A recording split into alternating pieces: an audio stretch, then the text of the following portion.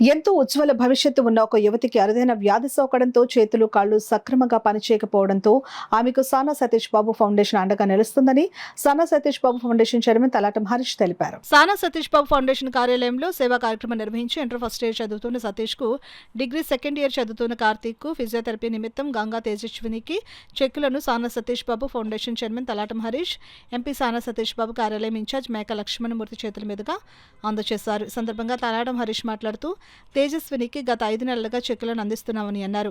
Private విద్యాసంస్థల పిల్లలను ఫీజుల కోసం ఇబ్బందులు పెట్టడం సరికాదని అన్నారు. ఈ కార్యక్రమంలో రామశేషాద్రి కార్యాలయ సిబ్బంది పాల్గొన్నారు.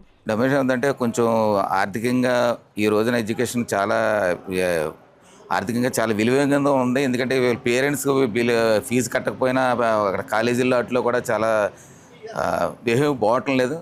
ఆ విధానం తెలుసు కాబట్టి ఎవరైనా పేరెంట్స్ పరంగా మనకి ఏమైనా చదువుకునే విద్యార్థులకి ఎవరికైనా ఈ ఫీజు పరంగా ఏదైనా తక్కువైనా మాత్రం ఫీజు ఉన్నా సరే మన సానా ఫౌండేషన్ ద్వారా ఎంతోమంది చదివిస్తాను. ఇంకా ఫ్యూచర్లో ఇంకా ఈ చదువు ఎడ్యుకేషన్ పరంగా సతీష్ బాబు గారితో, రాజ్యసభ ఎంపీ గారితో ఇంకా చర్చించి ఇంకా వీళ్ళకి అందుబాటులో పేద విద్యార్థులకి ఇంకా ముందుకు తీసుకెళ్ళి వీళ్ళు ఫీజుల పరంగానే ఎడ్యుకేషన్ పరంగా చేస్తామని మా ఉద్దేశం.